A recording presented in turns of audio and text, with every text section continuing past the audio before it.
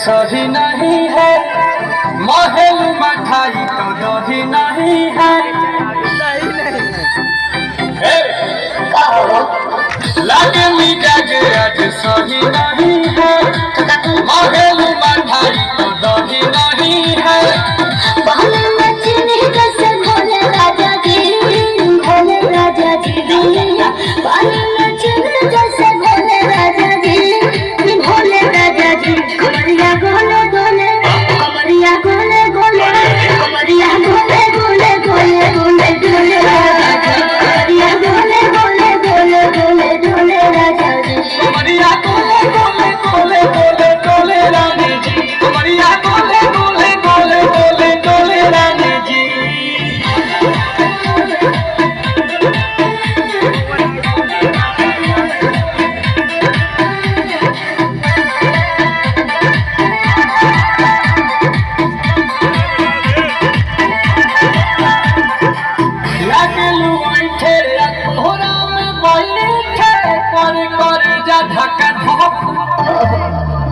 झूठे की जाला उठे होखेला हमारा कसम।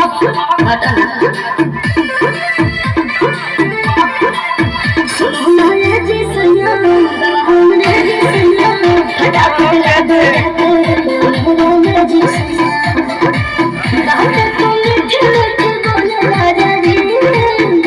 राजा जी बात को मीठे मीठे बोले राजा जी कमरिया बोले बोले कमरिया बोले बोले कमरिया बोले बोले बोले बोले बोले राजा जी कमरिया बोले बोले बोले बोले बोले राजा जी कमरिया बोले बोले बोले बोले रानी जी कमरिया बोले बोले बोले बोले बोले रानी जी। आशिम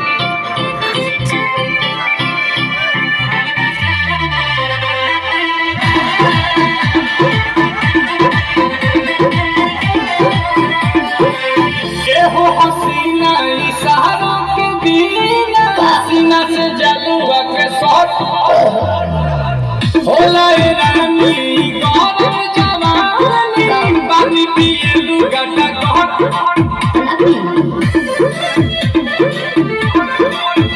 या कमरे में चलो जरा सा लो तुम हो सीधे साधे तुम्हें पूछो न पूछो